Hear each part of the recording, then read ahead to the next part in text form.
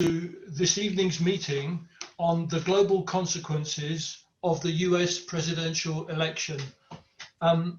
This is a really important turning point in world history because the United States under Trump has been a symbol of the rise of the far right in many parts of the world, and the policies of Trump in relation to trade and economics on every continent have had profound implications for people's future, for people's living standards, and for people's well-being. We are very privileged to have Michael Roberts come to speak to us tonight.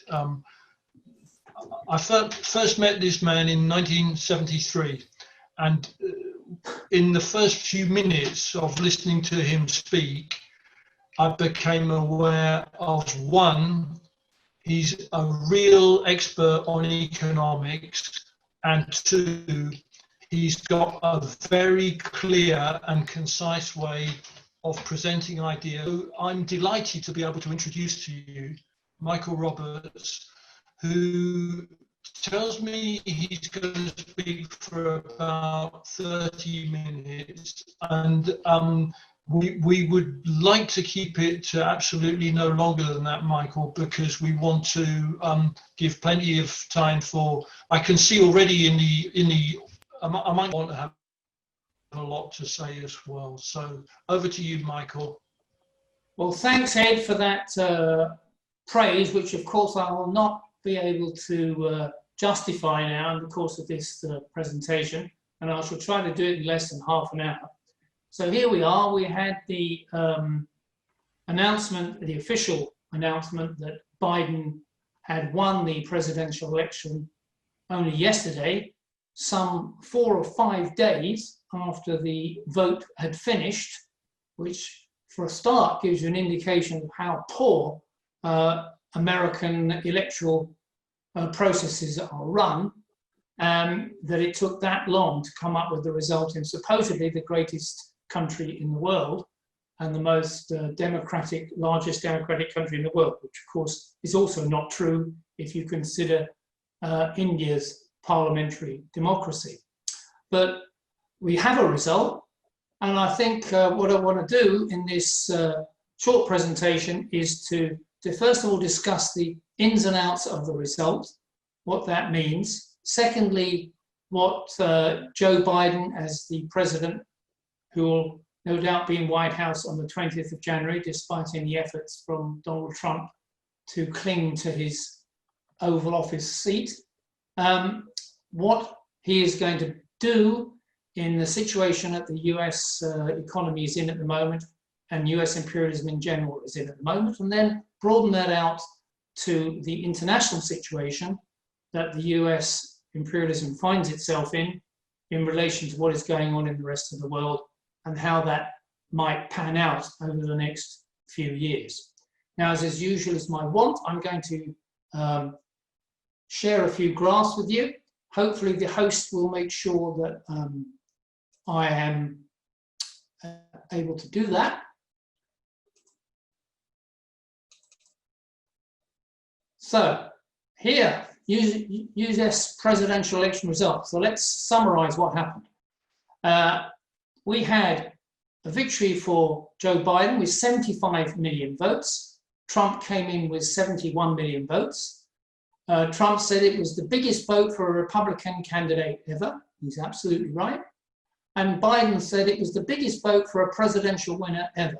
They're both right, because actually there was an increased number of people eligible to vote, and the turnout on that vote increased from 59% in 2016 to 63%. So approximately 150 million out of 240 million eligible to vote went and voted either postally or physically. And you can see with the graph on the right that that led to a jump up. The graph seems to have slipped out a bit, unfortunately, but on the right-hand side, you would see a rise to around about 60%, which you can see would take it up to the position we had in the 90s. We don't see a graph, Mike. Sorry? We don't see a graph. No, I know, it's gone off the edge. I don't know why. I must have redone that badly, but it does go up to around where it was in the 1960s. So we never saw it, Michael. We never saw a graph. You mean you're not sharing with me? No. No. Well, that's because you haven't allowed me to share. Well, maybe I haven't done it. Oh, let me start again. I'll share. Yeah, let me share. Okay, that's better, isn't it? Yeah, yes, that's coming up now, Michael. Yeah. Okay. Good. We've got it. Yep. Okay. Right. So, let's see if that gives us the figures we want to. Yes, not really. I'm afraid the right-hand graph is lost a bit, but it does come up to 60 in the 1960s. Now, why did Biden win? Well, if we break down the vote into various demographic groups, we find that the majority of young people voted for Biden, but only 18% of voters were young people under the age of 29. People between 30 and 49 also voted for a majority for Biden. So if you want to take it up to the younger section of the working population, or the voting population, then Biden got the vote. But people older than that, on a majority, voted for Trump. Also, women, who constituted 53% of the turnout for the vote, voted for Biden with a majority. However, slightly less of that majority compared for those who voted for Clinton against Trump in 2016. And the most important factor is that the working class on the whole voted for Biden, particularly the poorest paid working class, those under the median income of $50,000 a year. There was a majority for Biden. Those who had slightly more than that, between $50,000 and $100,000 a year, so the better off sections of the workers and the white collar workers, professionals, it was pretty much 50-50. At the top end of the scale, one survey says that actually there was a vote for Biden for $100,000 a year more. Another survey says that's not true, that actually Trump got the richest sections of the income earners. And I'm sure it's the case that once we get up into the really high echelons of earnings, the $1 million people, they were all Trumpists to a man and woman. But the most important factor to learn from the exit polls when asked was that, contrary to the view that the majority of the working class are all rednecks in America and they voted for Trump, and Biden only got the vote from the educated people and the better off people, that's not the case.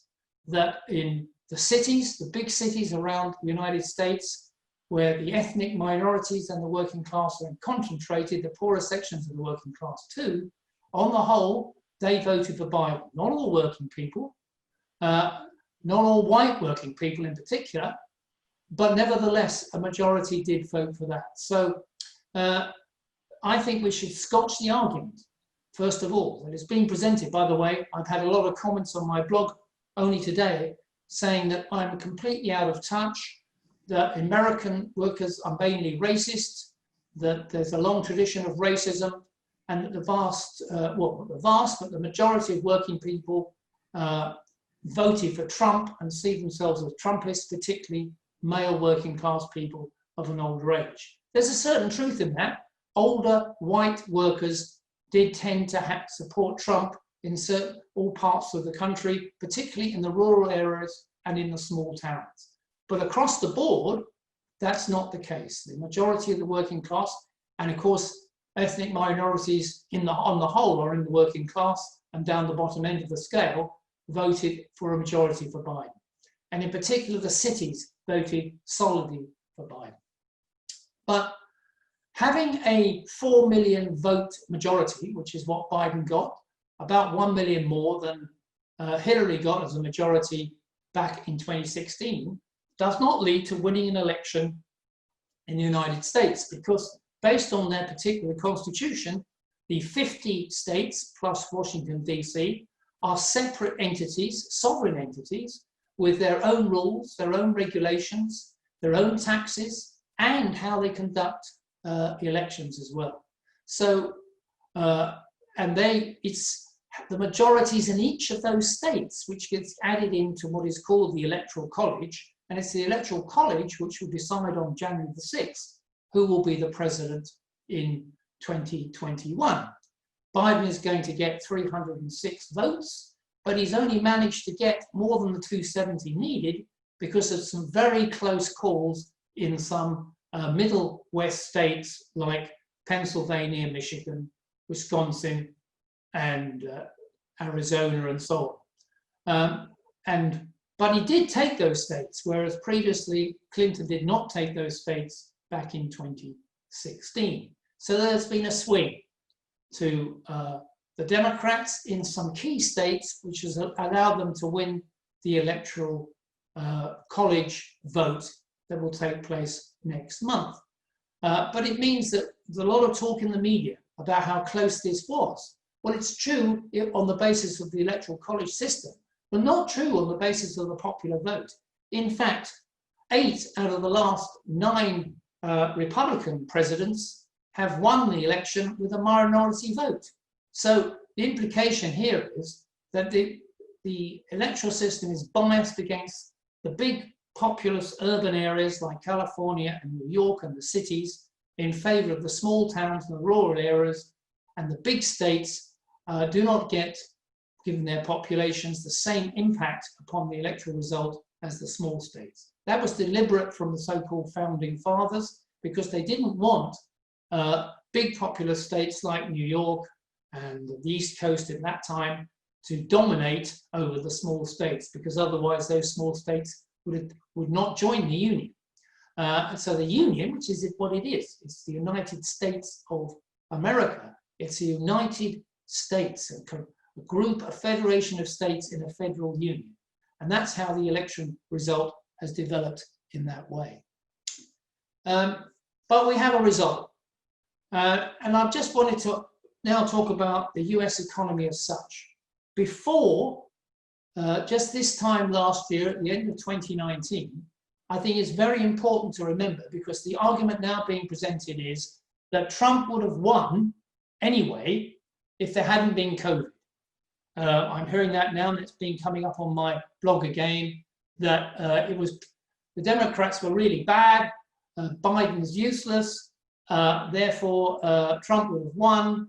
It was only because of COVID that the Democrats have won. Well, maybe that's possible, that's quite possible, but if we look at the state of the US economy at the end of 2019, it certainly wasn't favorable for Trump being re-elected. He was not delivering what he claimed he could do through tax cuts, through deregulation, through all the measures that he proposed in terms of helping big business to boost growth. If you can see on the left-hand graph here, that actually real GDP growth was declining gradually. And this is the best of the capitalist economies, the major capitalist economies. It was falling significantly. And over the period of the Trump administration, it had the worst growth rate of all. If you add 2020 in, of course, that's COVID affected, it's a disaster.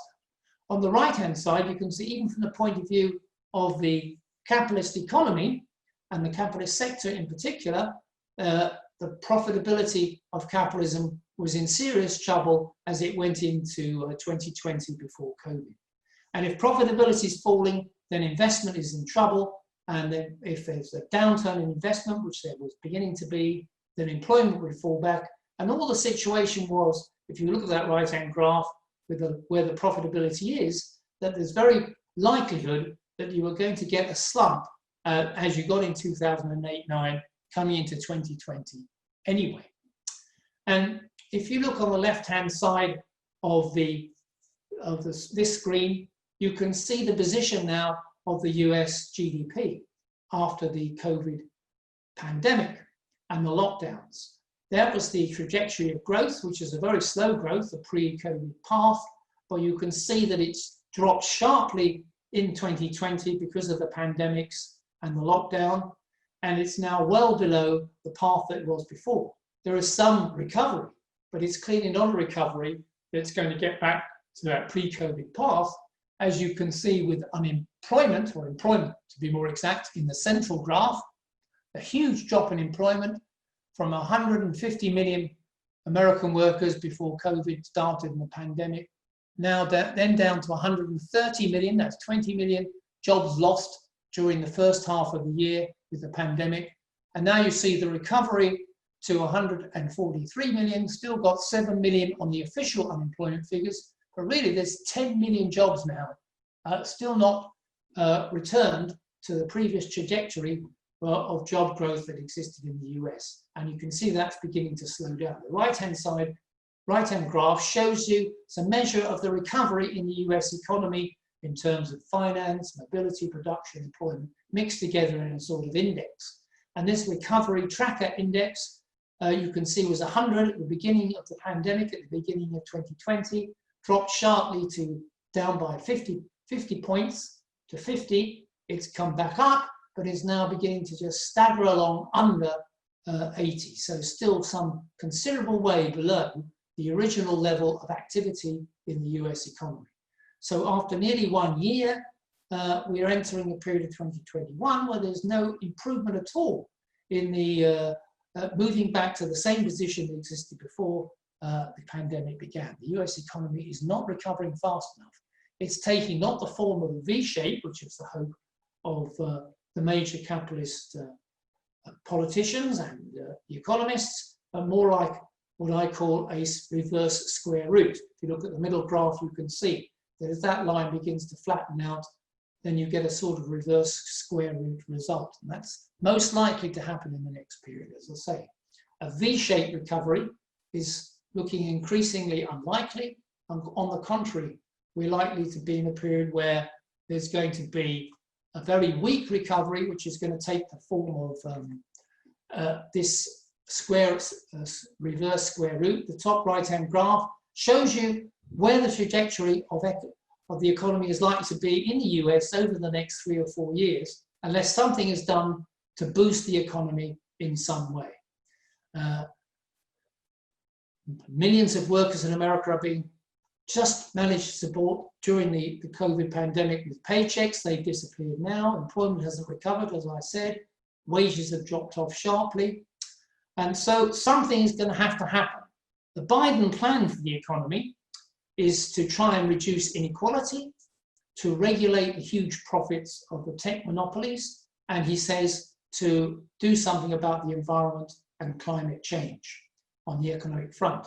He plans a fiscal stimulus. If you see on the bottom right-hand graph, you can see that the attempt is to return to the pre-COVID trajectory, but most estimates suggest that that will not be achieved before 2024, even if we get a fiscal stimulus under a Democratic Biden presidency.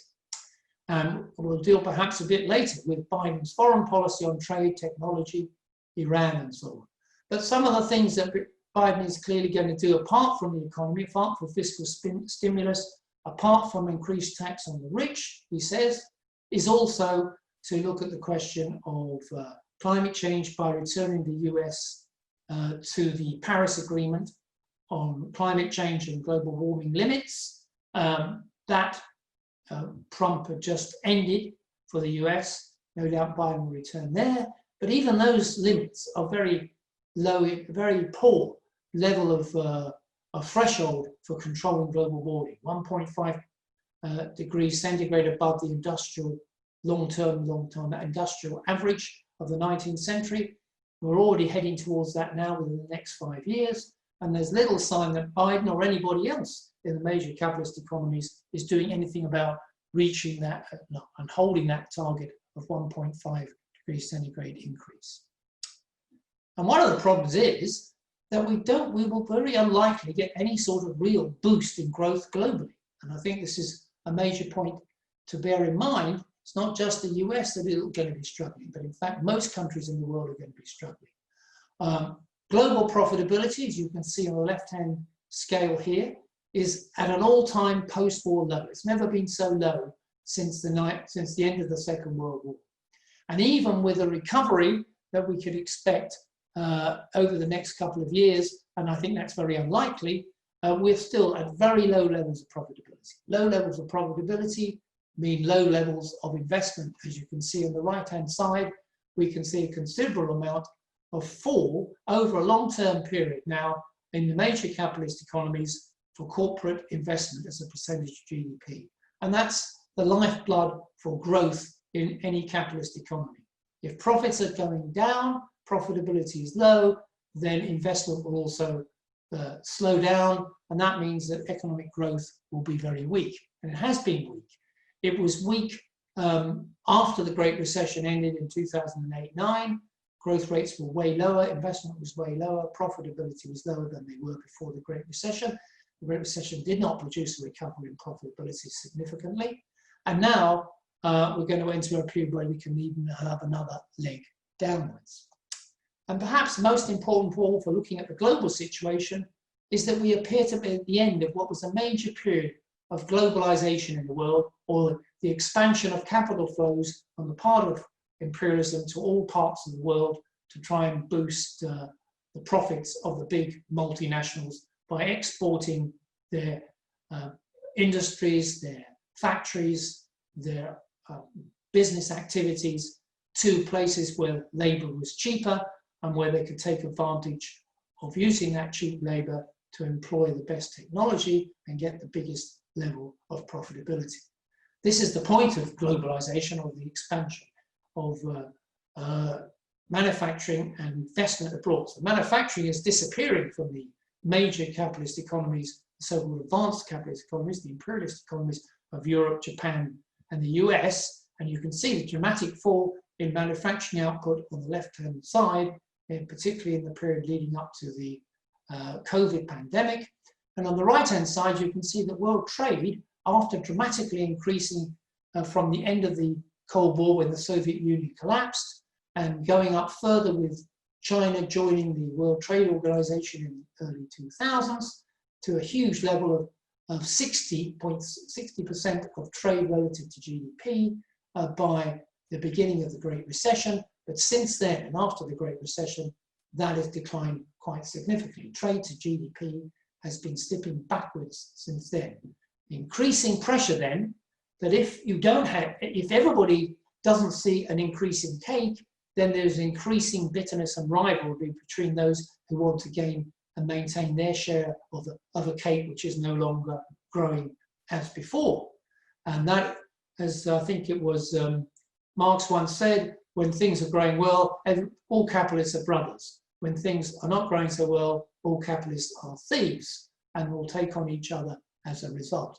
And that is the period we're into. That is why I think there is an increased intensity now of rivalry on trade and investment, on financial flows, and on other aspects of capitalist appropriation of surplus value internationally has already begun to develop. And so Trump's trade tariff plan against Europe, against China, and against Japan was not just the whim of a mad lunatic, but actually the product of the need on the section of the American capitalist class to try and preserve its share of world trade and investment as that share began to come under pressure with no real growth in trade. And if we look at the global situation in profitability, I showed you US profits, here's the global situation. You can see back in the late 19th century, there was a massive expansion of globalization after the end of the Great Recession. And then we can see during the period leading up to the First World War, increased rivalry between capitalists. And that's the great period of imperialism, which led to the First World War. Then we had the Great Depression of the 1930s, and you see a dramatic slump in profitability. Once that was over, the war created the conditions actually for a massive increase in profitability and the growth after the end of the war. So during the golden age of relatively high profitability in the 60s here, you get an increased expansion of investment and trade. Then we had the profits crisis of the 70s and 80s, leading to a new low in profitability. As that recovered, we entered a new period of globalization, which we saw from the early to mid 80s and leading up to the Great Recession. But now that process is over. Profitability is not going up anymore. It's been declining since the Great Recession, or certainly not going up. And as a result, the prospects for increased rivalry, like we saw back in the period before the First World War, that pink area I had before, is the prospect that we face globally, and so does the US. And US imperialism is in relative decline. It is no longer the manufacturing center of the world. It's no longer the major trader in lots of all kinds of products. It is increasingly no longer the leader in technology, although it still holds that position to some extent. If you look at the top graph on the left here, you can see the dramatic increase in manufacturing output as a share of world manufacturing output by China. That's the red dotted line shooting up. And the blue line is the United States' relative decline, particularly actually since the end of the Great Recession, but also a relative decline in manufacturing for Japan, and Germany also has had a small decline. The bottom left-hand graph shows you the difference in growth in GDP per person, not GDP, but GDP per person each year since the 1980s in China, which has been averaging, the graph is a bit weak, but it's averaging something like 6 to 10% or more on average over that period. The actual average is around about 8.5% each year. Well, the US has not been able to achieve anything like that. It's less than half that rate. So the gap between GDP per capita in China and GDP per capita in the US is narrowing. It's now around about, the China's back in the 1980s was probably about 3 to 4% of US GDP per capita. Now it's around 20% and rising, 28% I think was the latest figure. So there's been a dramatic relative change in the strength of the US economy, and in particular, the living standards of a massive country like China relative to the living standards in the United States. And that's no longer driven by cheap labor from China or by manufacturing and exporting all sorts of products at very low cost, but also increasingly by the expansion of high technology. The top right-hand graph shows you that this is the number of robot workers per 10,000 employees as of 2019. You can see that South Korea leads the way with a very large amount of robots per worker, if you like, followed by Japan, Germany, Sweden, and still the United States, but well below some of the other countries in that list. And further down the bottom, you can see China is not so far behind. In fact, it is growing the fastest in the terms of increase in the robot workers per person of all those countries on that list. And I estimate that probably by the end of 2022, it will be ahead of the United States on that list. We can see in the bottom right-hand corner the amount of research and development expenditure that's going on as a percentage of GDP. And you can see that China is the red line there. It's coming from absolutely nowhere back in the 1980s to surpass several countries and closing in on the two leading ones there, which are the United States and Japan. Japan's still the leader in R&D as a share of GDP, followed by the US, but China is fast catching up. So the only two areas that the US now has, as you might call, a monopolistic and dominant control is in finance, because Wall Street and the banks, the US banks, and all the big institutions, financial institutions, are still relatively dominated by American companies. Not all, but that is still the case. And above all, in the military. The military spending in the US is more than all the rest of the world's countries put together. They spend more than the rest of the world put together. They have hundreds of bases around the world, providing them with a base for controlling various countries, if necessary, with physical action. and also the ability to monitor and control all those countries, including the Allies. So finance and military remains the US's base for controlling the world still, as it continues to lose out on growth, manufacturing, trade, and technology.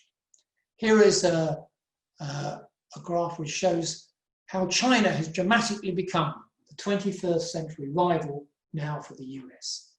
The top left-hand corner shows the amount of how much the US manufacturing sector depends on Chinese imports for its manufacturing.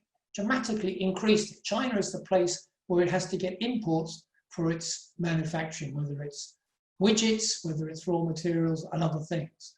On the right-hand side, we can also see that applies when it comes to Chinese manufacturing reliance is different. If you look at the bottom right-hand graph, you can see that China relies on imports from the US to some extent. It did rely on Japanese imports, they've come down sharply, or German imports. But generally, increasingly, it's the case that China does not rely on the US, Germany, or Japan for its manufacturing inputs so that it can produce outputs and exports. That's not the case for the other countries under capitalism. So increasingly, China is getting to the position where it doesn't have to rely on foreign investment. It doesn't have to rely on inputs of foreign goods, and it still needs raw materials. And increasingly, it's been able to expand its place for those raw materials to other parts of the world, like Africa, like Asia, and not rely so much on Australia. One of the recent things that happened in the last week was that the Chinese said if the Australians are taking the attitude of blocking all our technology companies, then we're going to revoke all our contracts for importing coal and other raw materials that Australia provides. That would be a huge blow to the Australian mining sector, which is massive. So we are now in a position, this is the position that Biden faces, that the US is in relative decline, China is increasing the rivalry, Trump has been conducting what you might call a Cold War against China. The whole of US imperialism has moved from the policy of engagement, which started with Nixon in the 1970s by meeting China, and then under the rule of Dong, we had the idea that China was going to expand with the help of imperialist investment and multinational companies into a lovely capitalist economy, which could be exploited by imperialism. That didn't materialize. China went forward maintaining control of its capital, maintaining control of most of its investment direction, and its employment and its state industries remained more or less preserved. And as a result, it has now taken 800 million people out of poverty over the last 40 years and has dramatically raised the living standards relative to other countries, and is now what we could call a middle-income country. Now, Xi is planning, under the latest planning program, to drive China forward so it becomes a moderately high-income economy by 2035, based on a 5% a year growth rate, which seems entirely realistic given its historic past, despite falling working population and so on. That means that China is increasingly going to be a major rival. So engagement is over. Containment has been now the policy of the US, particularly since the end of the Great Recession, and also intensified under the Trump presidency.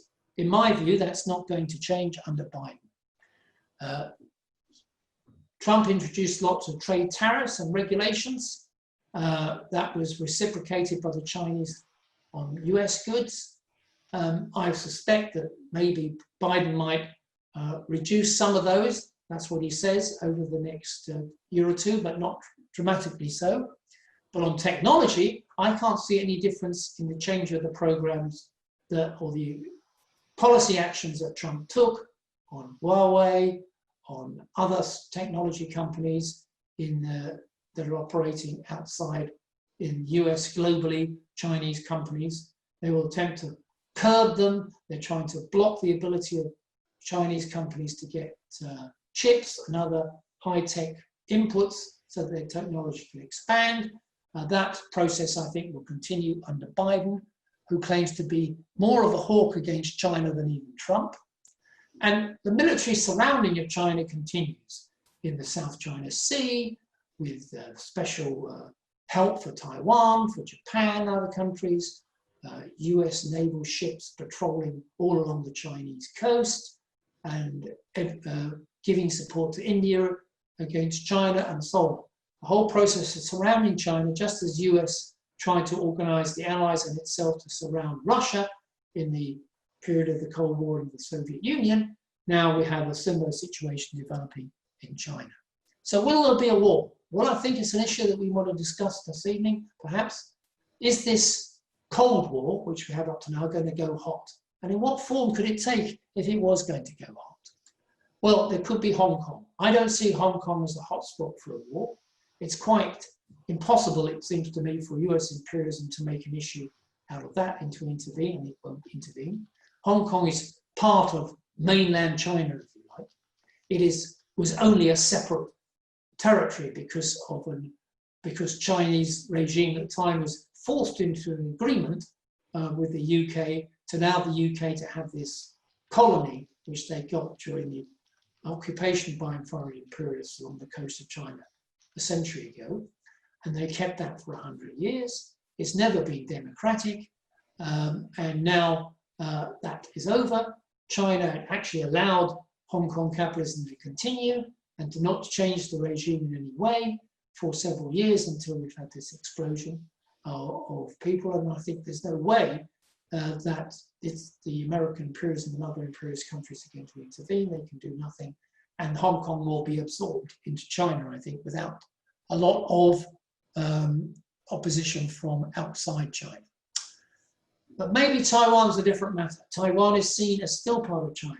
Remember that the Chinese capitalist and colonialist military under Chiang Kai-shek and the Kuomintang were forced to flee to Formosa, the island, where they occupied the island against the will of the local community and set up their own state there. China was too weak, the Chinese communists in the 1940s and 50s, to do anything about that. And eventually the Americans supported Taiwan and built it up as an opposition state to China. But China has never recognized Taiwan as being a separate state and never will. So it remains a possible hotspot over the next period if the US is to use Taiwan as a red rag in front of the Chinese bull to cause a dispute and possibly military action. We shall see. Michael, you've had about 30 minutes now. And so I've just finished. That's it. Well done. I shall now stop sharing. Here we are. Right, Michael, thank you very much for a really excellent introduction to this topic, full of information, well illustrated with graphs and data. And it's now possible for any comrade who would like to come into the discussion and make some points or ask some questions. There are a lot of really important questions that have been raised. So it's over to you. Please, if you want to speak, please can you, I mean, you can just wave your hand, but you've got a better chance of being seen if you raise your hand electronically, which you do by clicking on participants at the bottom of your screen. Yes, and I see Peter has got his hand up. Peter, it's over to you. Peter Sinclair. Can you unmute yourself, Peter, please?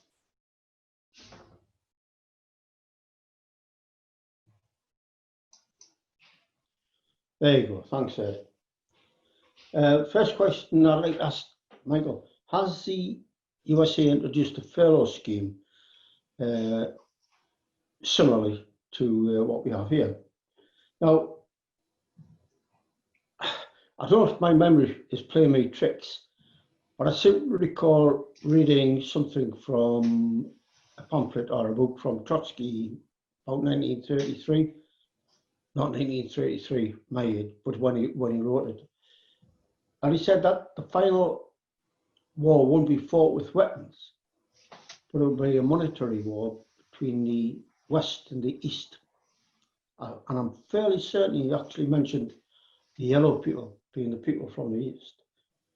Hopefully, I'm sure I did see that. Someone would remind me if I'm wrong about that. But it's interesting what Michael has said about Hong Kong, China, Taiwan, and so on and so forth. What we are and what we can see from the graphs that is produced tonight, which would be absolutely excellent information, and something that not a lot of people have ever got the opportunity to have come across. What we have seen, though, is that there is a clear indication that there is a might from the West, USA, and a might from the East in China. I'd like Michael's thoughts on that point. Thank you very much, Ed. Okay, let's see. So would anyone else like to say anything? Anyone else want to come in?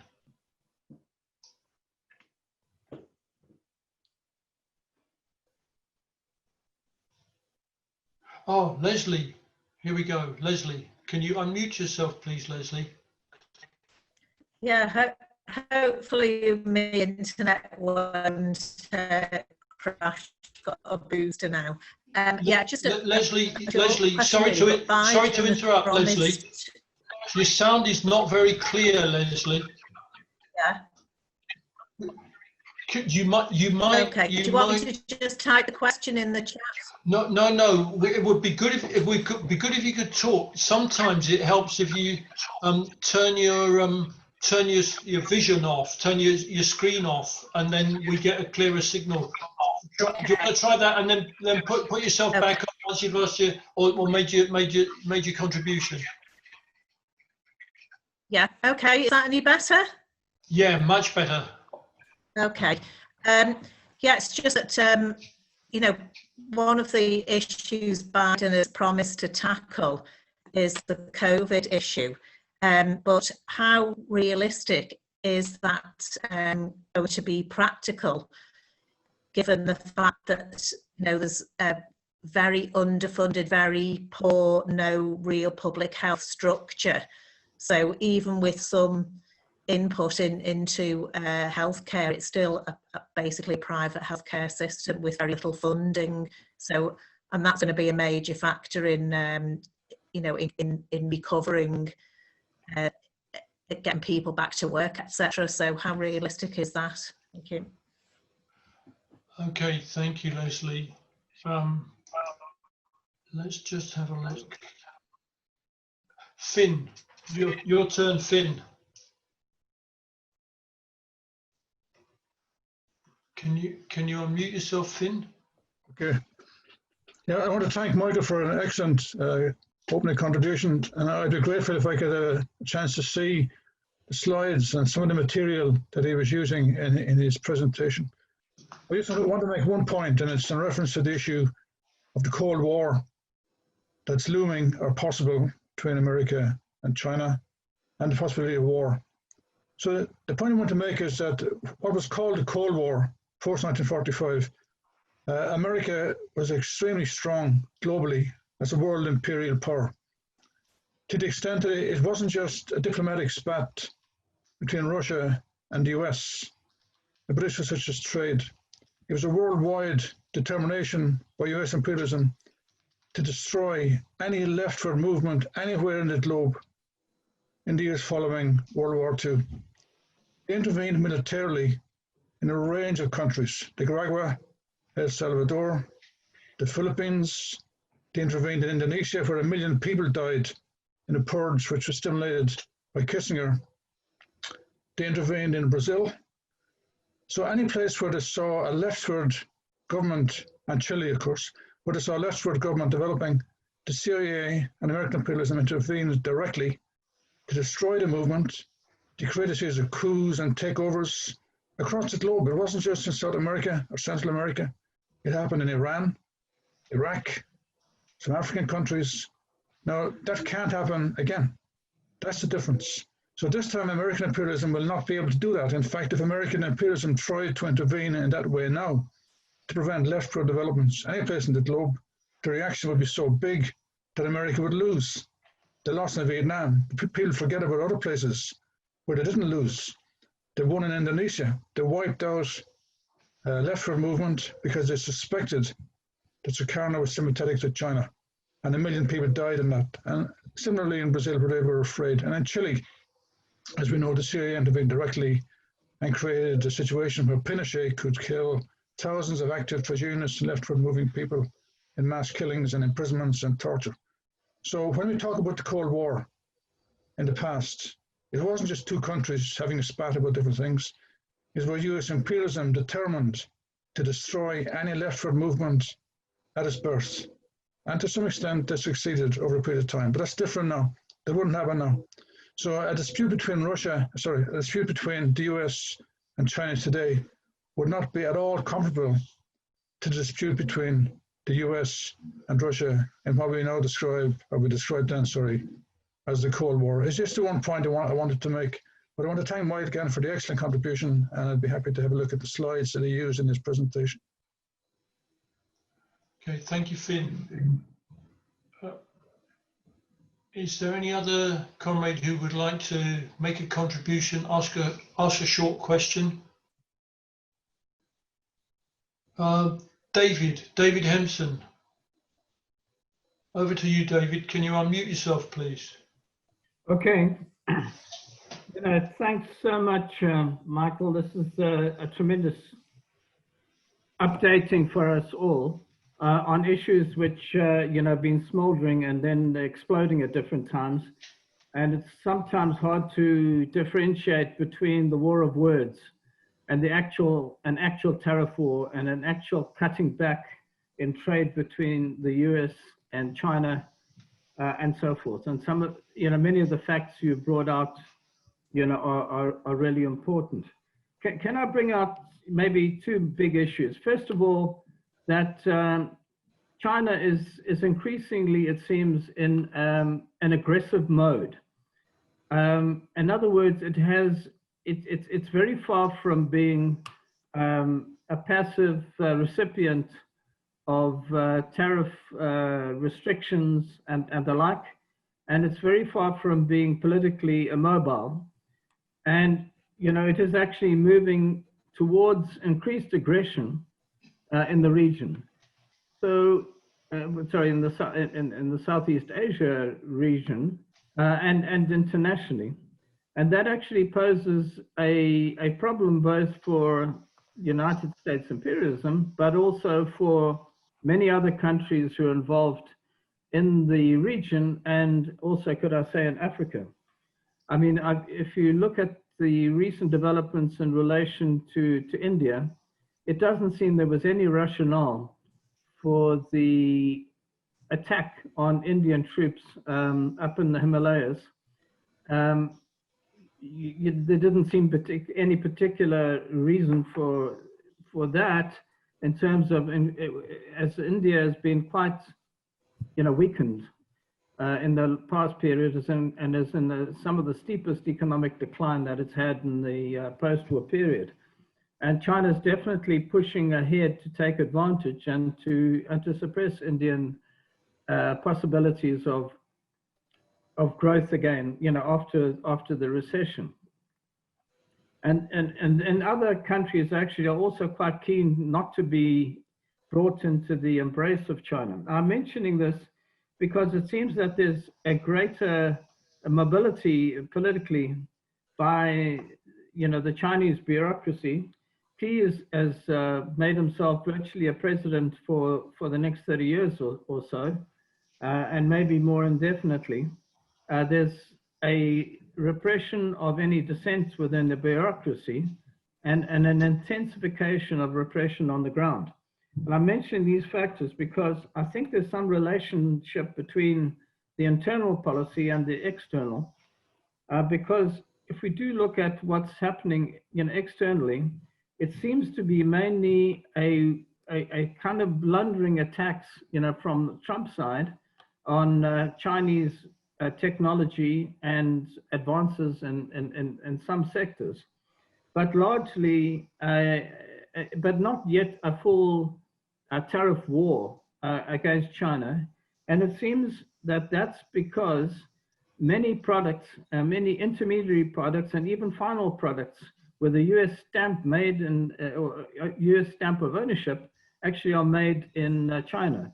For instance, I think that the iPhone that I've got, which is a few years old, is actually completely made in China.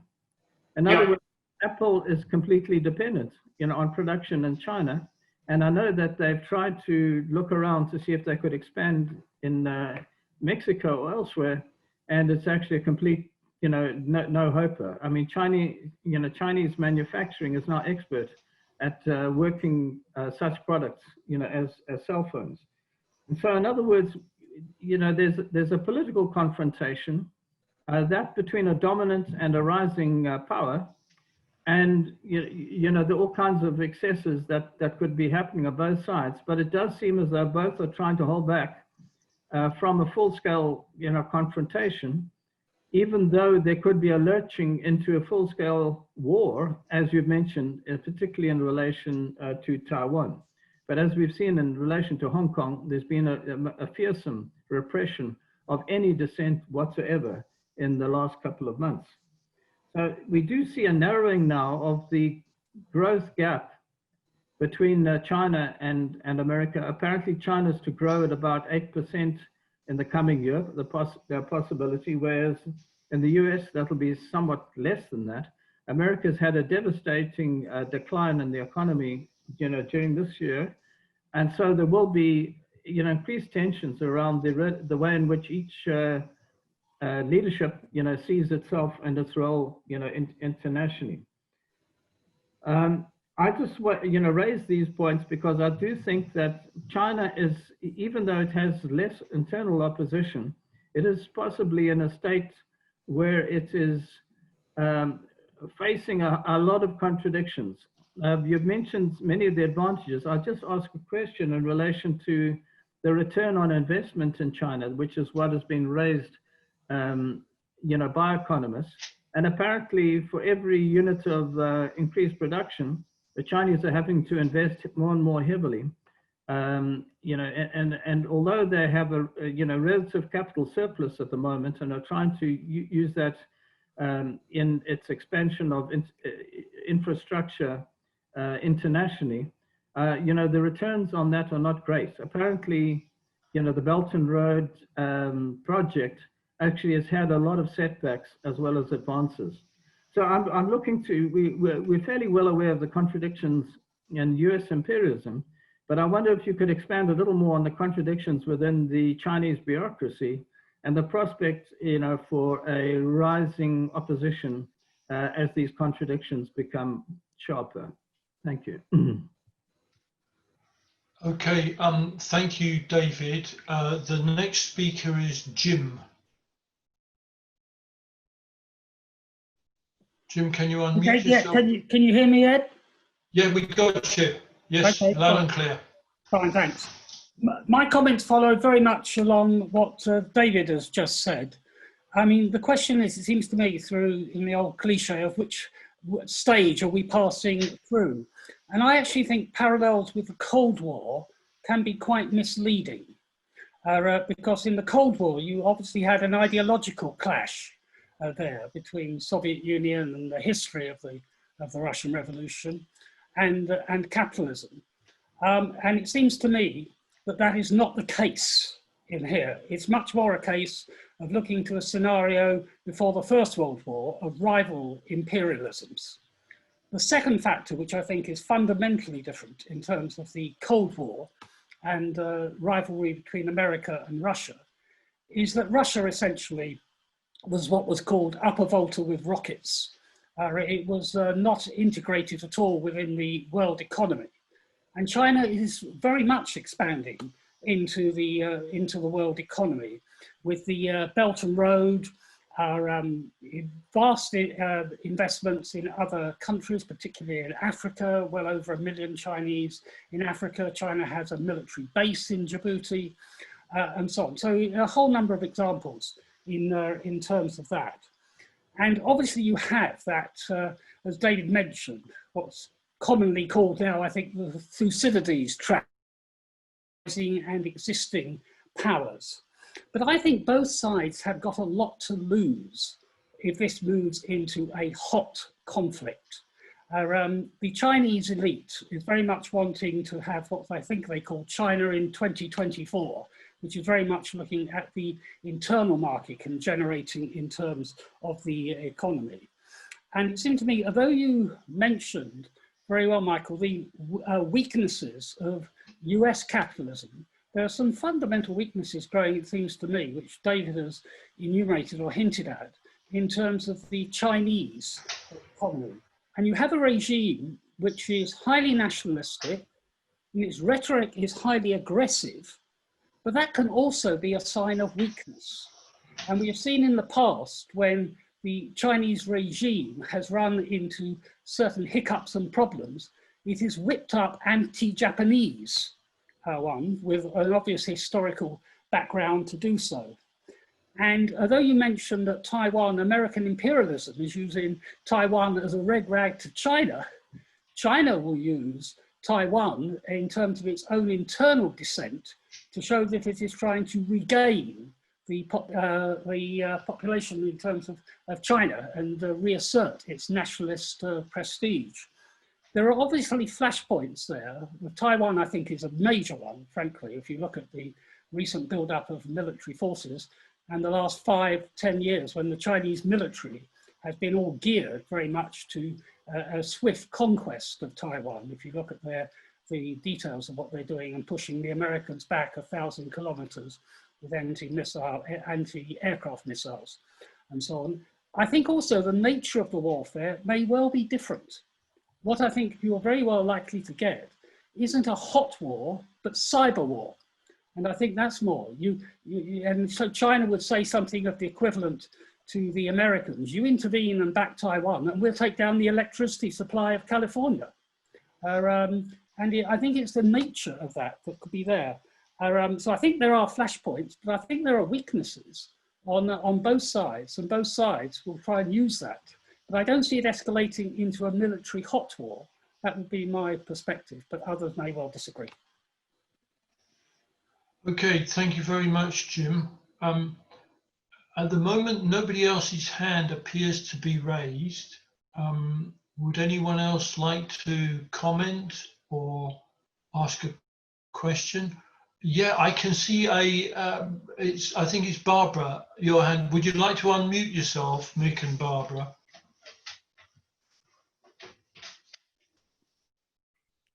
Hi, yes, that's it. Yeah, we've got you now, Barbara. Nice and clear. Okay, yes, I think the point raised by the last speaker about China being integrated into the world economy in the way that the Soviet Union never was is very important, actually, because if we look at the situation in the UK, I mean, the Chinese government actually owns quite a few industry services in this country. Railways, some of the railways, for instance. Also, for instance, higher education, UK universities are pretty well dependent on Chinese students. And, you know, campuses have set up, UK universities have set up campuses in China as well as Chinese students coming to the UK. A very key part of university finance. And apparently the same is true of US universities, except that over the last few years, Donald Trump's anti-Chinese rhetoric has actually frightened off a lot of Chinese students from going to the US. As a result, some of them have come over to the UK as well. So I think over about the last 20 years, China has integrated itself into the world economy. And, you know, the world capitalist powers have actually turned a bit of a blind eye to this. They said, oh, well, you know, China will go down the capitalist road and it will, as a result, move towards, you know, a democracy as in the West. Now, this hasn't happened. I mean, if you look at the, certainly the Chinese regime is very far from being democratic. It's a one-party state. And also, if you look at the state of the economy, a lot of the, the key sectors of the economy are actually state-owned. They're not run by private companies at all. And yet, because there was this assumption that China would go down this route, China has actually been able to embed itself into the world economy. And I think that would be a problem, actually, for all the rhetoric about some sort of war between China and Western imperialist countries. Okay, thank you, Barbara. Would anyone else like to make a contribution to the meeting? Yes, I can see a hand going up on Trinity's pad. Would you like to unmute yourself?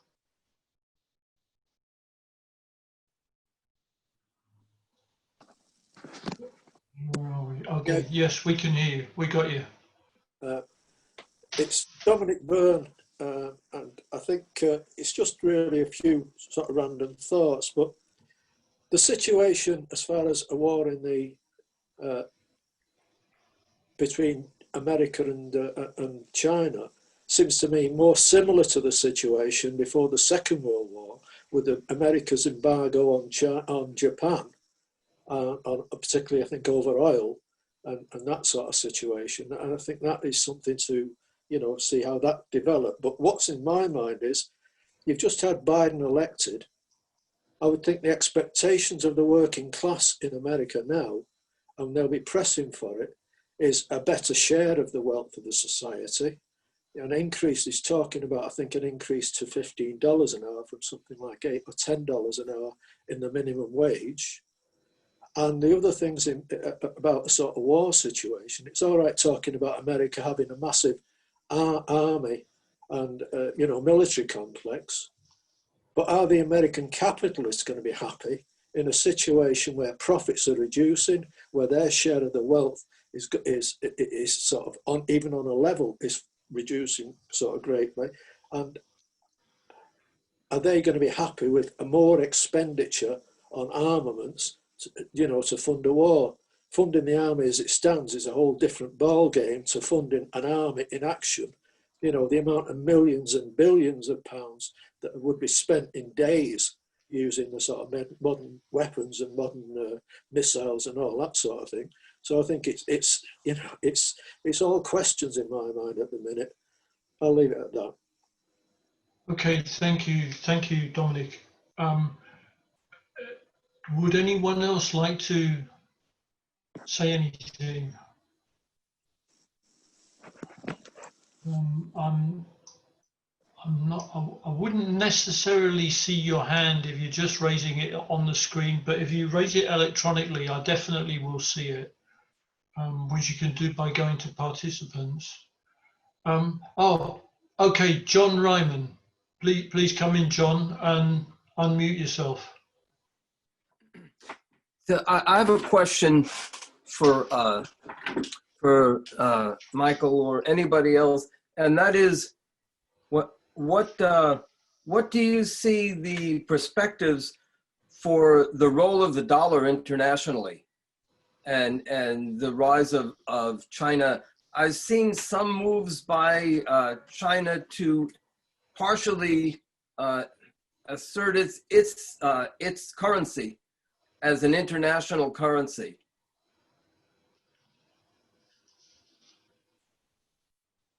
Okay, thank you, John. Is that's it? Yeah, that's the question. Yeah. Thank you very much. Good question. If nobody else is indicating, I mean, there is still time for discussion, but I mean, there are a whole load of really interesting and important points being made, and if nobody else is indicating, I'm going to ask Michael to come back on some of those points. It wouldn't preclude perhaps a bit more time afterwards. It depends how long Michael would like to deal with the points that have already been raised. So over to you, Michael. Yeah, well, there are a load of questions there, Ed, of a various range and extent. Not going to be easy to answer. I don't like answering in order. I try to give some coherent reply, but probably end up doing them in order because it's so many. But to take Leslie's first question, which is at least about the US, well, let's go back and start with the US again, is that in the current environment, is there anything can be done in the United States about the COVID pandemic that Biden can do if he takes over the administration from 2021? But I think it's very unlikely there's much they can do about controlling or introducing lockdowns, trace and testing efficiently, and so on, and quarantining in order to control the virus any more than is being done now, because each of it, John will probably tell me, is done by each state. And every state has got a different way of doing this, of whether they're going to have lockdowns, how severe they're having those lockdowns, how well they're doing the test and trace and so on. So the federal government is limited in that way. I suspect that there are two things which will control, first of all, which will control the pandemic as we go into 2021, which is still at a height in the US. It's not as high as it is in parts of Europe, but it's really not gone down throughout the whole of 2020 very much, unlike in other countries where in Europe where we had a downturn and then a second wave. In the US has just continued to trundle along and even rise in the winter period. The first thing would be, it seems to me, that people are making decisions. Whether states have lockdowns, people are not going out. If you look at the level of activity on the part of Americans in various states, it's way, way below what it was before the COVID pandemic started. People are not traveling, people are not going to restaurants, people are not going to events. Many of those events are, of course, are not allowing or fans or audiences anyway, but even where they are, the people aren't going. So there's a voluntary decision. In fact, the IMF found that the biggest effect on controlling COVID was not so much official lockdowns, but people making a decision not to social distance and not go out. And if we look at the poll on exit voters in the election, the most important issue was COVID. 41% of voters says that was the most important issue, and the majority of those who thought it was the most important issue voted for Biden. 28% said it was getting the economy back up and jobs in place, and they mostly voted for Trump. So you can see a clear distinction between those people who think that health must be put before jobs and those who think that jobs must be put before health. Of course, the reality is that if you can control COVID and bring it to an end, then you'll be in a position to restore the economy, which is what China, South Korea, Taiwan, New Zealand, and so on, and other countries where they have been able to crush the virus pandemic have been able to do. I think in the case of the US, that only a vaccine is going to turn this around, and we still have no sign of that as we go into 2021 that can be effectively used. But during 2021, the vaccine is going to be the so-called silver bullet, which is going to bring the pandemic to an end in the US. Other measures up to now have just been incompetently and ineffectively applied, as they have in the UK and other countries. Finbar raised the question of we used to have US imperialists imposing the regimes they wanted back in the 70s and 80s.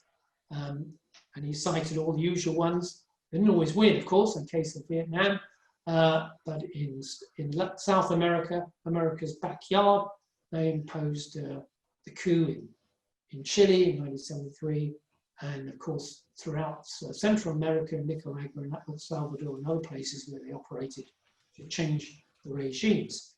That is no longer possible. Well, we just have to remember, of course, that we saw last year a coup by the Bolivian ruling class that overthrew a democratic government and ousted the president.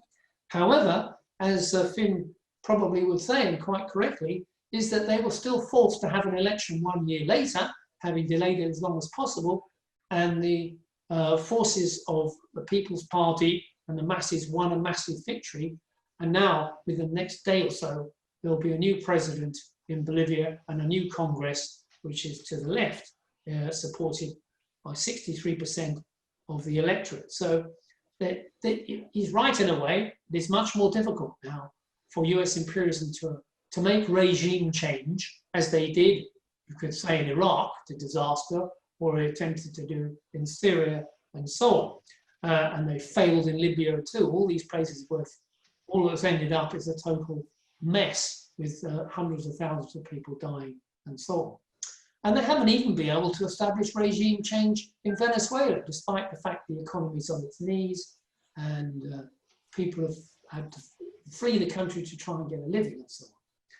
And what's going to happen under Biden is that the attempt to cause regime change in Iran, or to crush Iran's national ambitions, is going to be reversed, because Biden is going to re-establish a nuclear treaty with the Europeans, because it's in the interest of the Europeans to get oil, and they need more fossil fuel exports, and Iran is one source of that, with a deal that then will end the fossil fuel ban on Iranian exports, and they can have a new supply, and in return for which Iran will agree to stop its nuclear expansion. So I think we're going to see that process take place. So we'll see changes, certain changes on the attitude of Biden to trying to avoid outright measures which drive people into further aggressive activities. And David Hempson raises a whole series of points which are almost impossible to answer,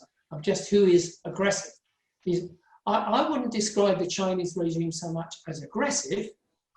David says that they are aggressive in India, they are aggressive in the China Sea. I'm not so sure about that.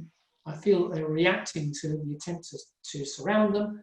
But what they are, this new regime, is very confident. They see the failure of European and capitalist governments in the US and Japan, or at least in the US and Europe, to control the COVID pandemic, for those economies to head into a deep slump, and yet the Chinese economy is able to come out of that very quickly. They feel much more confident that they're in a position to control their own destiny, and they're, in that sense, you could call them aggressive or nationalist, and that they are prepared to, that they feel confident that they can continue to expand their technology companies despite the curbs that are being placed on them.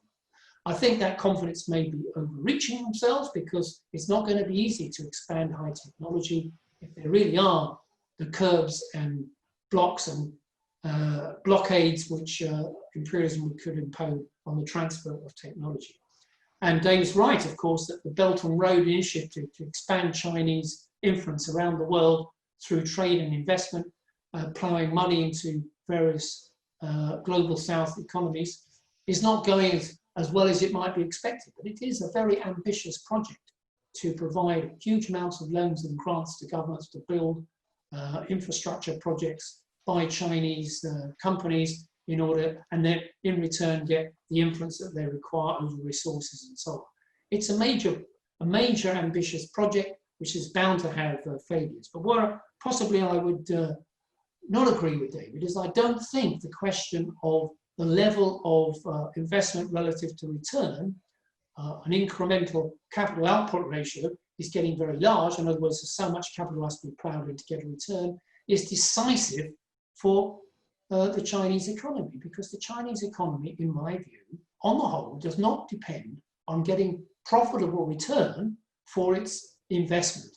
There's a big capitalist sector in China, but it is not dominant, it is not in control.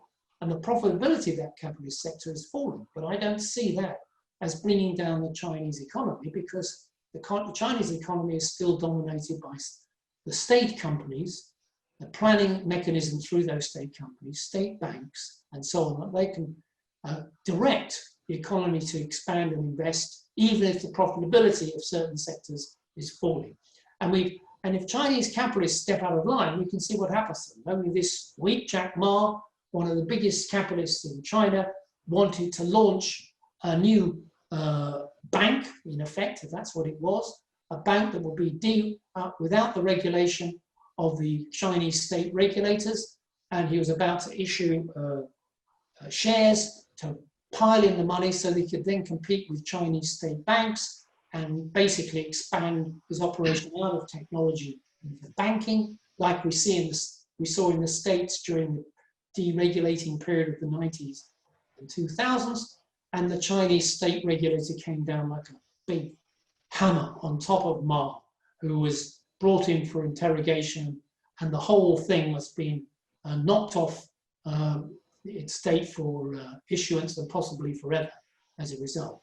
The Chinese state still controls what happens, even in the finance sectors of China. And I see that as one of the decisive factors that makes China different from other major economies in the world at the moment, and explains to some extent that the investment and growth that China's achieved has been achieved through the state sector, through state investment, and through the planning mechanism. And the new plan, which the Chinese government has announced, will be introduced accordingly to try and meet those targets. And that's what it will be, the target economy, trying to meet those targets. Yes, China imposes repression on any dissent, whether it's inside the bureaucracy or amongst the masses, or at least where there's dissent which threatens the Beijing leadership and the one-party state.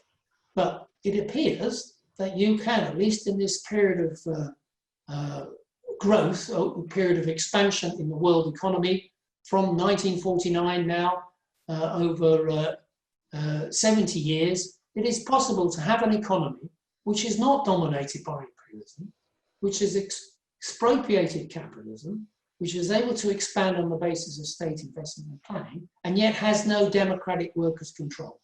It's nothing unusual that we ought to know in the history of the Soviet Union, which gives us the lessons to be learned about this process, that you can have some weird operation, some weird state in between capitalism on the one hand and something which we might call socialism. China is neither one nor the other, in my view.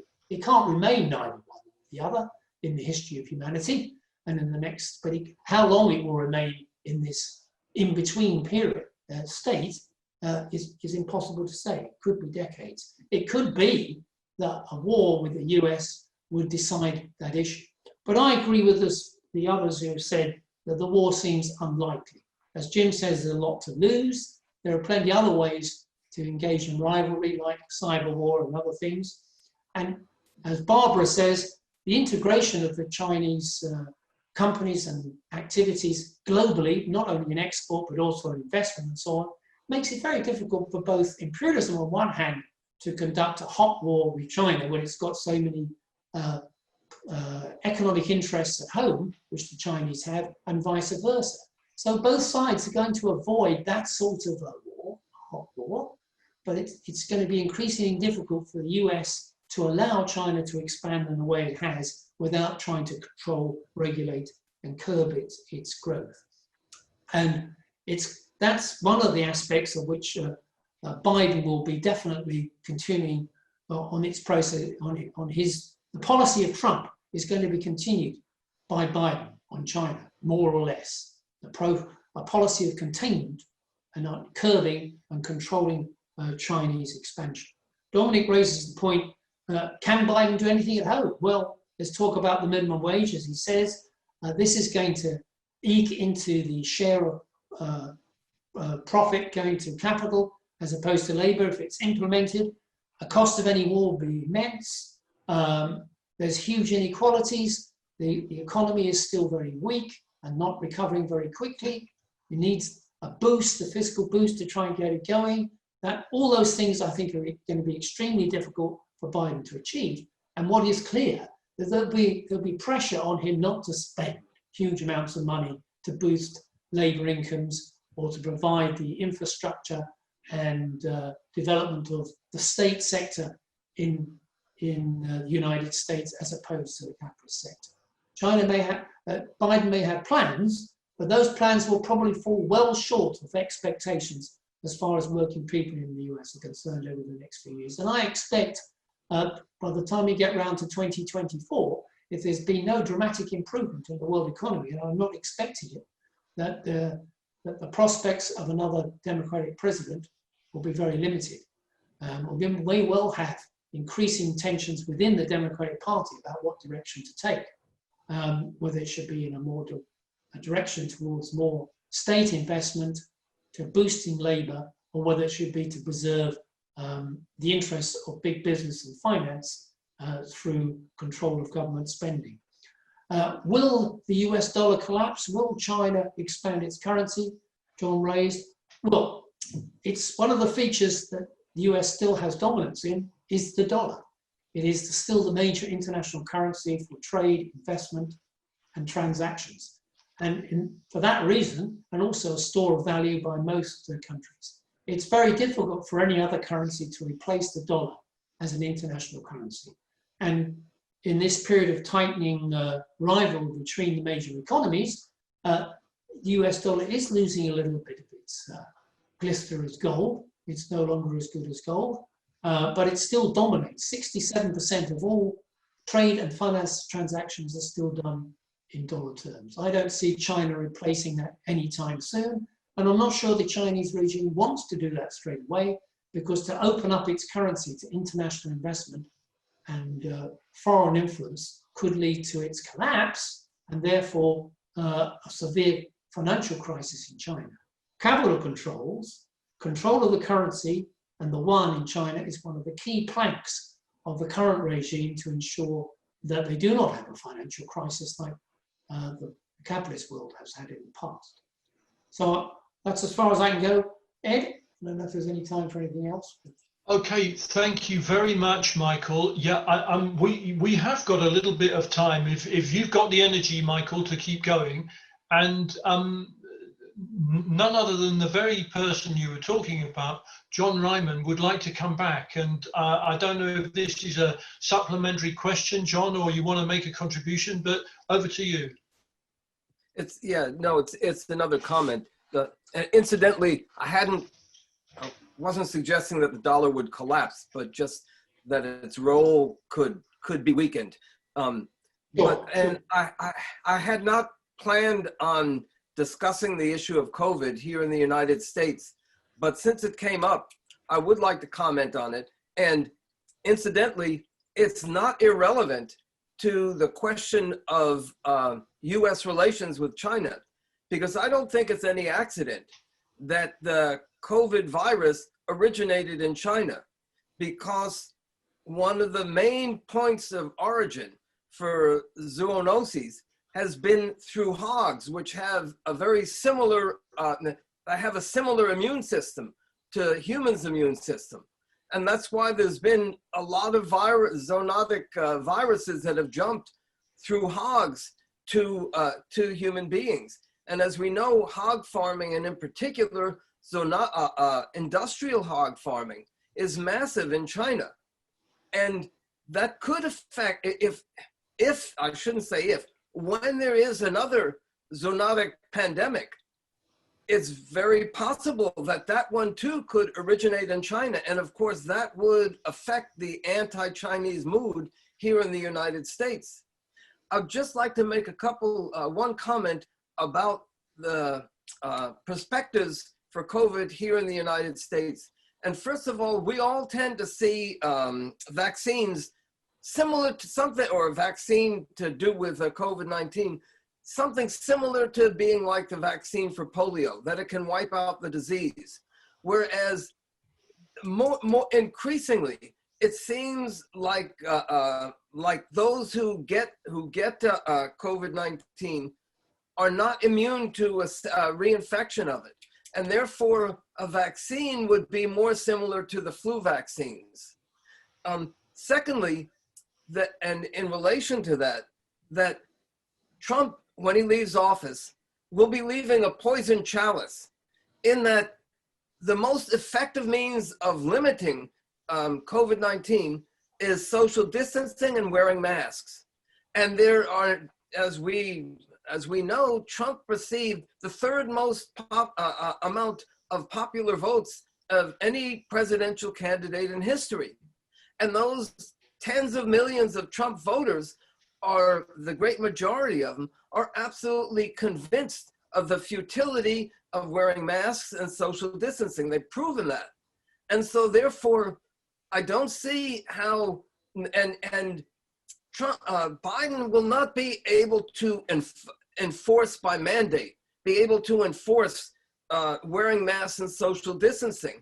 He can try to do it by a moral appeal, but those tens of millions of Trump supporters are very unlikely to listen to that. So that has a big bearing on the perspectives for COVID-19 and therefore of the US economy also. Finally, anytime that we discuss it, we should never forget the environmental bases for this pandemic as well as the others: industrial farming and destruction of wild habitat. And therefore, new and even more disastrous pandemics are simply waiting in the wings if they aren't already in the process of spreading to the human species. Okay, thank you, John. I have on the list Joe Duffy. Would you like to come in, please, Joe? Unmute yourself. Yeah, I just have a lot of points. Can you hear me there? Yeah, we got you. We got you. Nice and clear. Yeah, I have a fair number of points that are not particularly related. They're more questions. They're not me positing any theories about where things are going to go or anything like that. Just, I think there are aspects of the discussion that are aspects of the whole argument in relation to economics interpenetrating with movements in society as well, because economics doesn't take place in just separate from society. And I think we need to factor in what's happening in society and what's likely to happen in the US, seeing as we are focused on the US. And as I said, these are more questions. The first point, which leads to a question, is over the last 20 to 30 years, with the destruction of manufacturing industry, a lot of traditional manufacturing industry in the US, with the globalization, the transfer of capital investment abroad and so on, there's been a huge fragmentation of the working class. There's been an atomization, a destruction in terms of not just numbers, but also in terms of class consciousness. And I think that's absolutely critical to the discussion. If you've got this absolute annihilation in whole sections of communities of the workplaces where there would have been 200, 300, 500, 1,000, 2,000 people employed, and 10, 15, 20, 25, 30 years later, in those communities, there's the absence of those jobs, and there's the absence of the consciousness of solidarity that it naturally evolves in workplaces. So it's laid the material basis for a huge dissolution of class consciousness in many, many ways, or a distortion of that consciousness rather than maybe the elimination of it. They're still very much conscious that they are very much the pawns in the game in society. But given that destruction of class consciousness as us against the employer, us having a place of work where we can organize in the traditional sense of the conflicts that existed in the 1920s, 1930s and so on, that has huge political ramifications. It's actually laid the basis in a way for that destruction of class consciousness in its sharper forms has laid the basis for its replacement with a right-wing consciousness of a different type of them versus us. And that translates into very vague them and us, the us being us marginalized people out here in rural US, us people in this part of, a formerly strong industrial city like Detroit or whatever. But people are blaming another, right? And then Trump garnered that. And I'm not going to explain that everybody knows where Trumpism has come from and so on.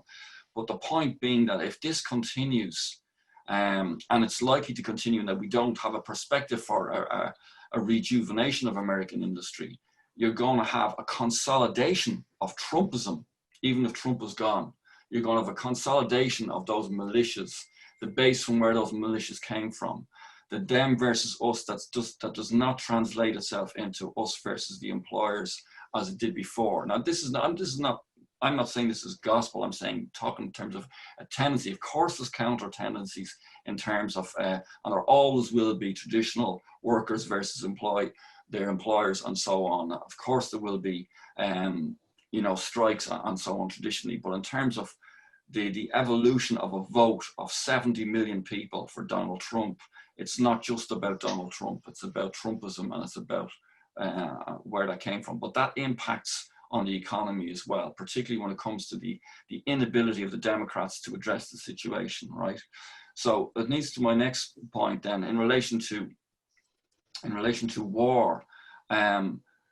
What does war solve? The only thing it does is it does the traditional thing which happened in Argentina with the Falklands and so on in relation to Margaret Thatcher, is it provides diversion.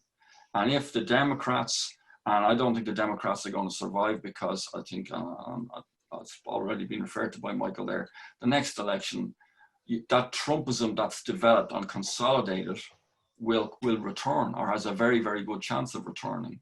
So therefore, where will they take it? I mean, if economically the decline of the US economy vis-a-vis China, that tendency continues and sharpens and becomes more acute in terms of living standards, in terms of people's experience, the lack of class consciousness means they're more vulnerable and open to manipulation as regards patriotism and jingoism and so on. So it's a very, very bleak scenario that I'm factoring in as a possibility. It's not inevitable, it's a possibility. Then looking to the Democratic Party, what they can do. Everybody knows they're going to be hamstrung by the composition of the Senate and so on. But with the inability to really get the Green Deal off the ground, with an inability to get introduce measures in relation to the health service, it's very, very hard to see how there will not be a real crisis for the Democrats in 2 or 3 years. Particularly the Black Lives Matter movement will probably continue to develop. There will be other developments in society that the Democrats will not be able to control. So the only chance of any real movement in relation to really getting a Green New Deal is if the young people and the movements that we've seen, like in relation to Extinction Rebellion, if something like that evolves or springs up in the United States and forces the hand. But even how much can the hand be forced if they're hamstrung by what's happened with the votes as regards to the Senate and so on? And I'll just finish on this point then in relation to the DSP. It's got the Democratic Socialist Party. It's again, I'd like John Ryman or others, anyone who's in touch with what's happening in the United States. Nobody has a crystal ball. Nobody can say this is what's going to happen to the DSP, but you have to look now at rightward pressures on the DSP as well as leftward pressures. The leftward pressures obviously will be in relation to that the Democrats cannot yield on anything without a turn to the left. But the right-wing pressures, which could be absolutely, it'll be bombarded on the membership of the Democrats, is look at Florida. Look what happened in Florida. In Florida, you had a majority of the Latino males voted for Trump because they, and the polls a few weeks before the election showed actually that the Latinos vote was going much more towards Biden, but they were bombarded on their personal media, social media, with messages and videos of Venezuela, Cuba, the food shortages, the chaos in the supermarkets, chaos in relation to food supplies. Is this what you want? This is socialism. This is left-wing socialism. So I'm saying that will be used by the right wing and the Democratic Party to try and crush or silence those who are in the Democratic Socialist Party. So that's a rightward pressure on the Democratic Socialist Party. But on the other hand, if as I said, the Democratic Socialist Party, they will look at how Biden was not exactly an inspiring figure, but they will be wanting to give him a chance, and there'll be all this caution in regards to the DSP for the next year. But getting back to the economics then, where you know, as I say, the two interpenetrate, they're mutually impacting on one another. So I think that, you know, overall, in terms of where things are going, we've a lot to be worried about. And the only bright star I see on the horizon is internationally young people fighting back and developing a sense of maybe the fact that the world belongs, the future will belong to them only if they take control, and the Black Lives Matter movement, that developing as well. So I'll just leave on that. Okay. Okay, thanks very much, Joe. I'm going to call in, I think Dave Buxton would like to say something, so I'm going to call Dave next. Yes. Dave, can you? Yeah, thanks. Okay. Yeah, I've got a short comment and a question for Michael, and an excellent introduction to economics, as was your previous talk. My understanding is, for US workers over the last 30 years or more, is that their pay was flat basically, or even went down in comparison to many other parts of the world.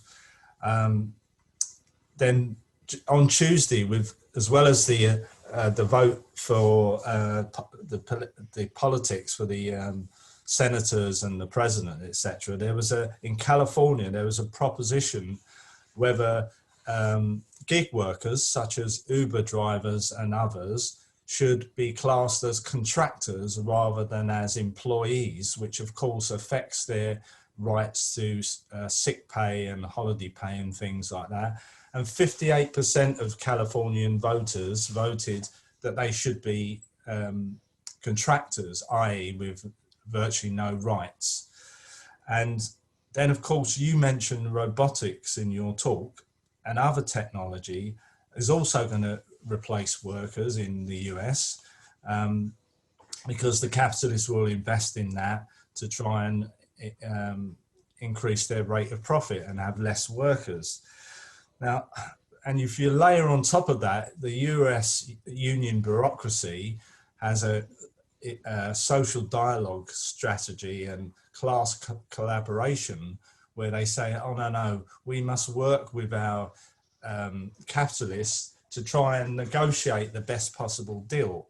So would you agree that all of these factors are what has caused American workers to lose their position as one of the highest paid in the world, as opposed to the rise of China or any other of the capitalist country?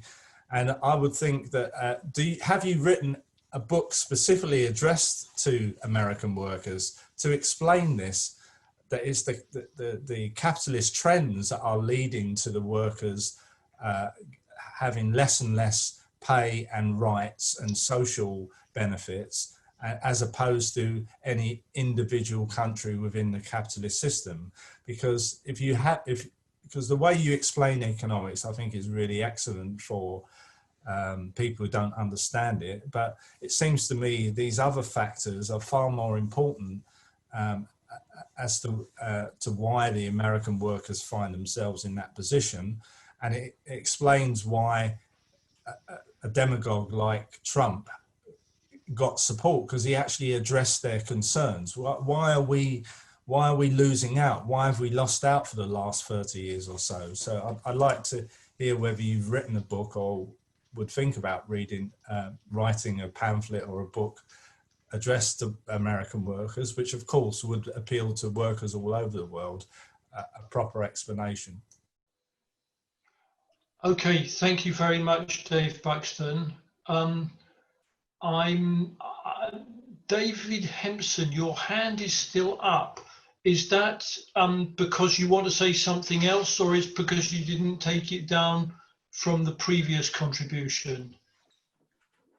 I mean, if you do want to say anything, please come in now, and then I think after this contribution, I'm going to ask Michael to sum up the meeting.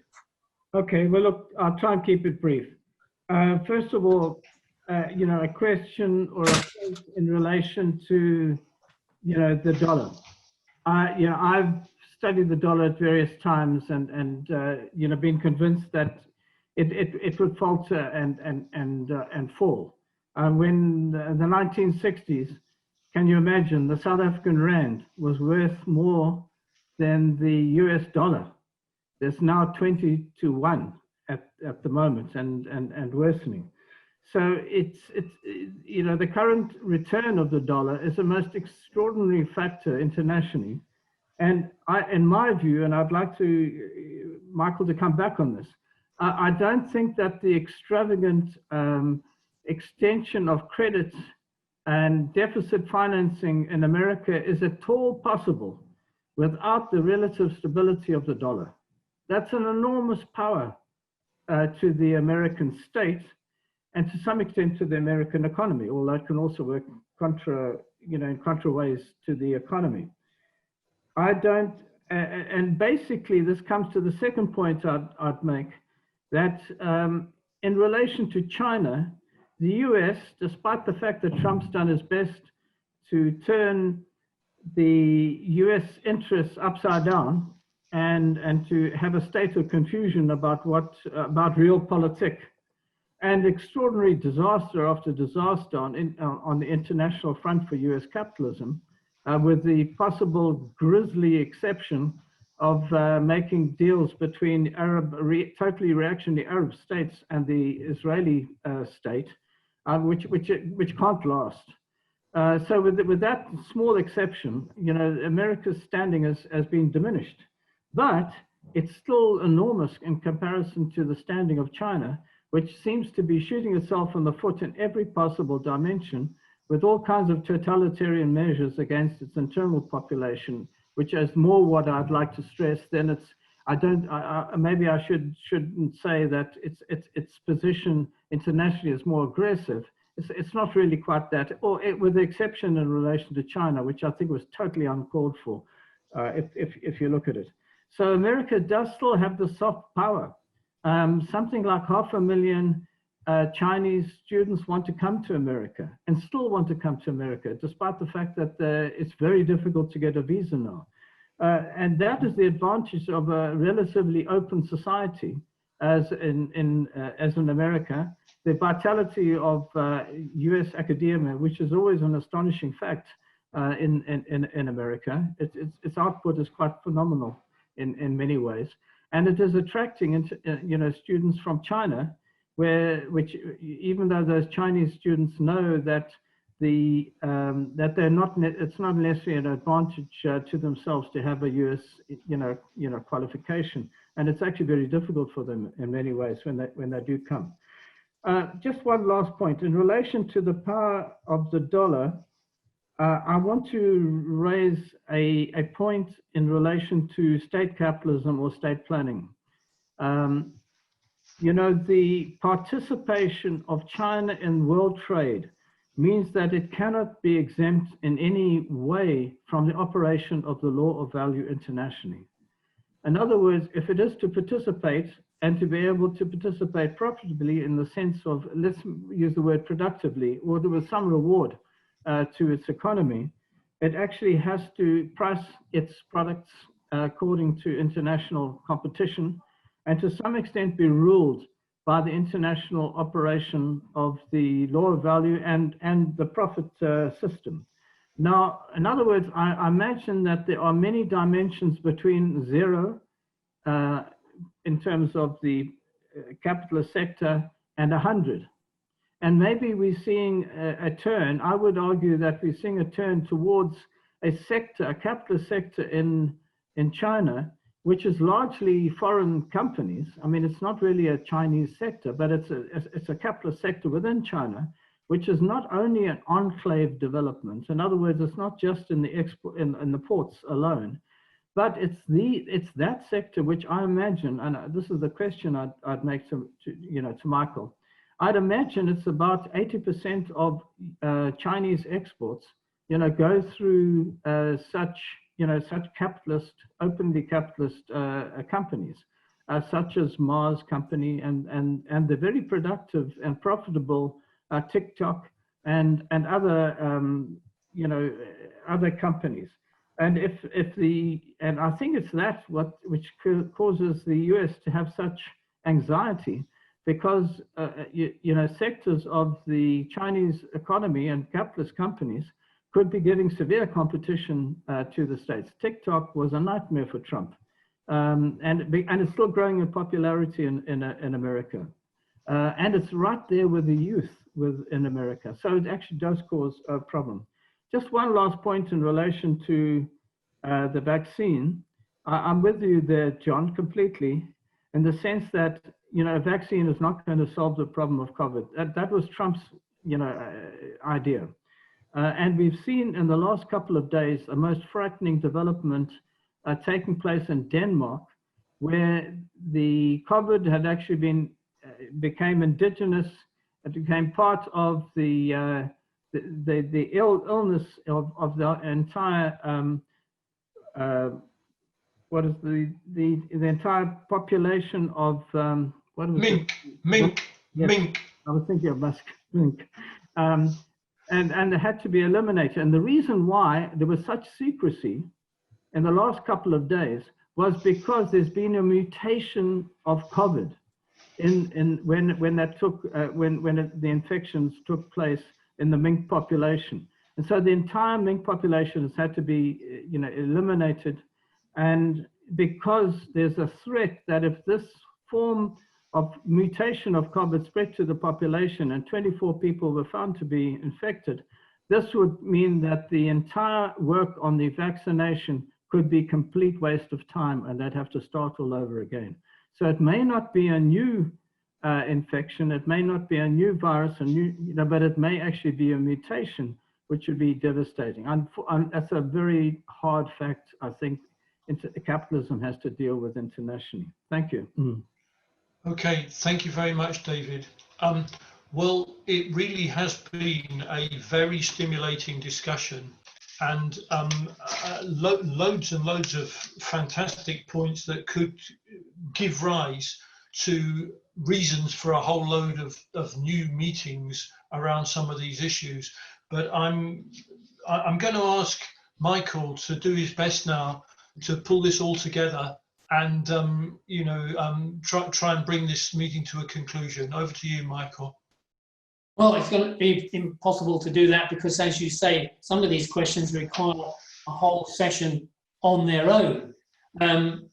Joe's point about the atomization of the industrial working base and industries, manufacturing industries in the US and in other capitalist economies is a question, of course, that has been discussed over the last 40 years as manufacturing has employment anyway has disappeared in the advanced capitalist countries, and manufacturing employment has gone to places like China, to East Asia, to Eastern Europe, to Latin America.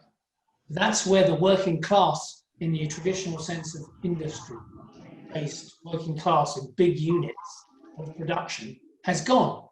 The global working class, industrial working class, has never been larger in numbers. It's something like 3 billion workers are in industrial setting and working in industries. But in terms of the advanced capitalist countries, including the United States, the number of workers in such industries is not moved at all in the last 25, 30 years. So the whole expansion of the industrial working class has been outside of the imperial economies, the major capitalist economies, including the US. So in that sense, there has been a weakness of the ability to organize and coordinate and an atomization, if you like, of the working class in the advanced capitalist countries, not just in the US, but particularly in the US. The collapse of union representation in the US has been mirrored in the UK in particular, where it used to be 30, 40%, 50%. Now it's down around 10, 15% or even less in some countries. Only in countries in Scandinavia do we still see a high level of union organization.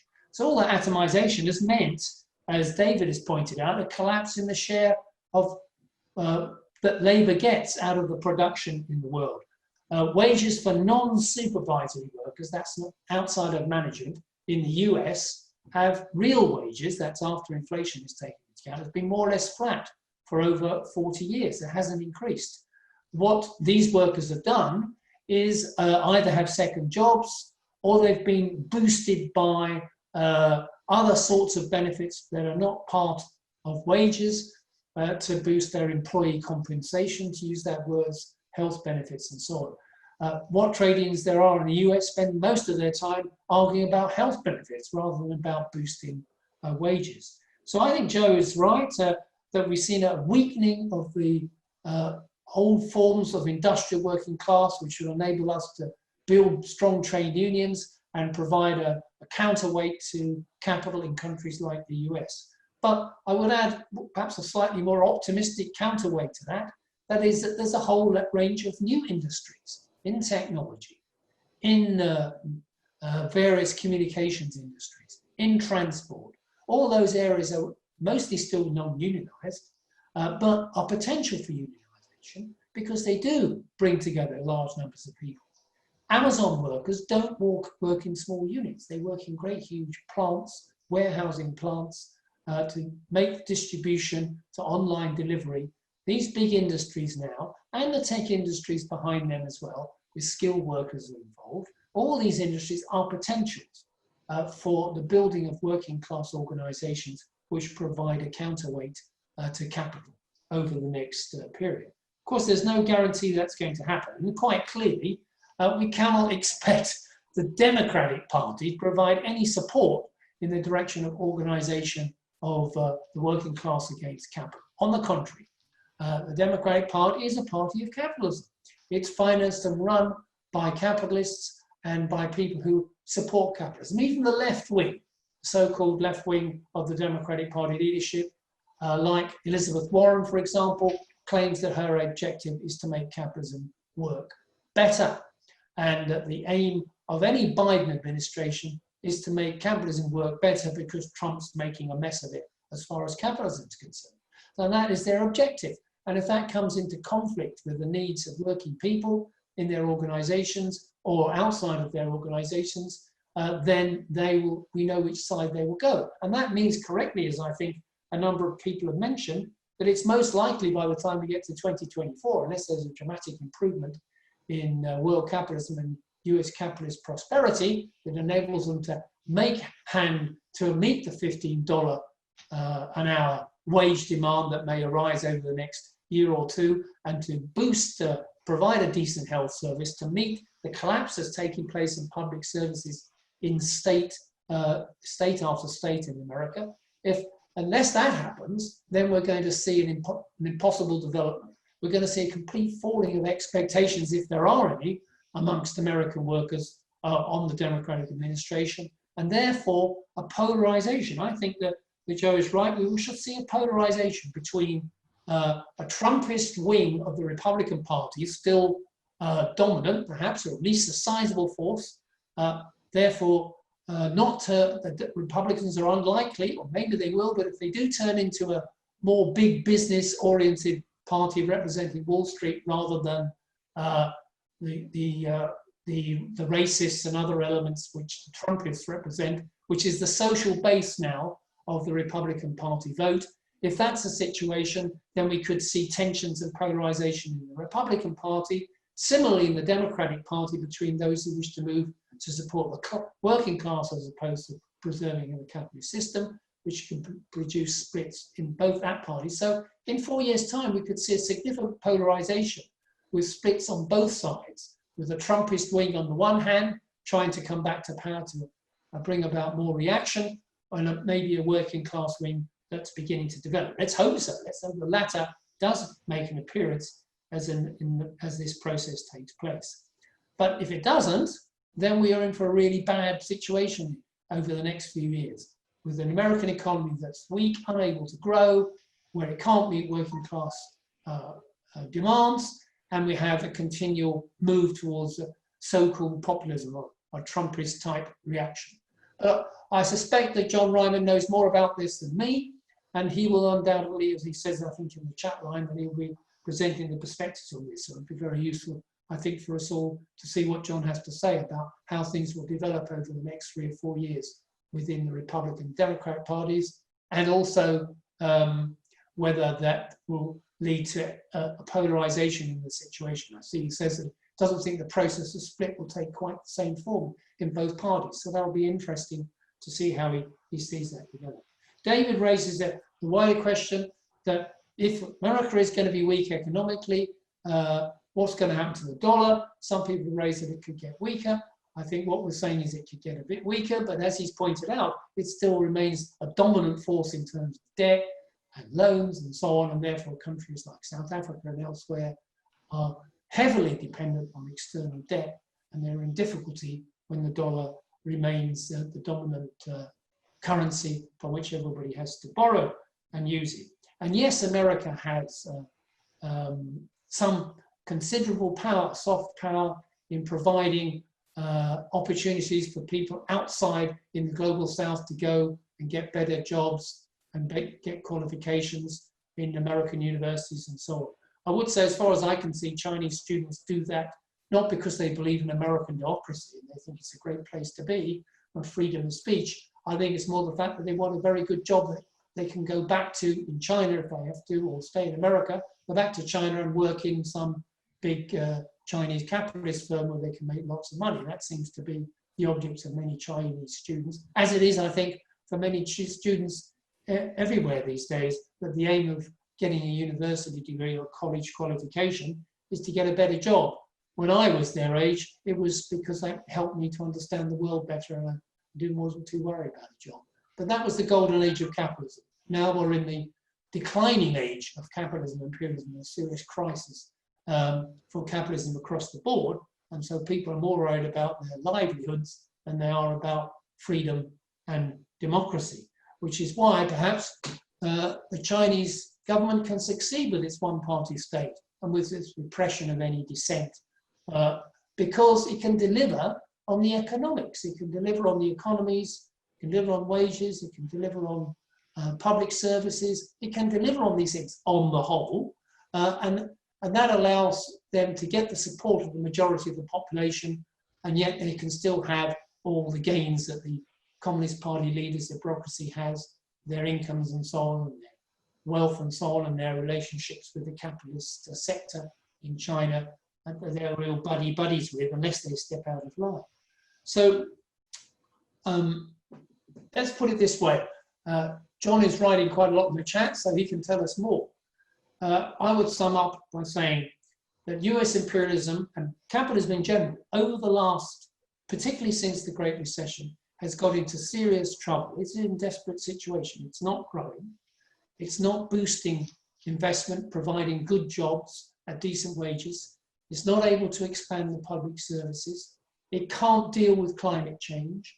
It's unable and has failed to deal with this COVID pandemic. It's been a disaster. Capitalist governments have totally failed to do that. And now, in the kind of getting out of this pandemic and restoring some sort of level of growth and employment and so on, is getting increasingly difficult. Therefore, the rivalry between capitalist governments and nations and companies within them is going to increase, and particularly the tensions are going to be against the main rival to imperialism, particularly US imperialism, China, over the next few years. That means that there is going to be, in my view, a polarization between reaction and, if you want to call it, progressive forces, or forces that support labour and will fight for the interests of labour. It's going to increase the tensions. And that position, any sorts of in-between, third way, Democrat-type party politics is just going to fall through a hole. And we will be back here in 4 years' time, in the case of the US, discussing how more polarized and more severe the situation is, and maybe earlier than that, in dealing with how things develop between China and the US. These are big times in the 21st century, just as they were at the end of the 19th century, which led up to the First World War. The tensions between imperialist powers are growing. The tensions between China and the US are growing in particular, and that means we face both externally increased dangers of conflict and internally increased dangers of class conflict between reactionary forces and the forces of labour. Okay, thank you very much, Michael. It's been a really excellent meeting, and your input to it has been outstandingly interesting. And I'm very pleased that you were able to come and give us this talk. And I hope that you'll be able to come back some other time and do some more work with us here at Workers International Network, Michael.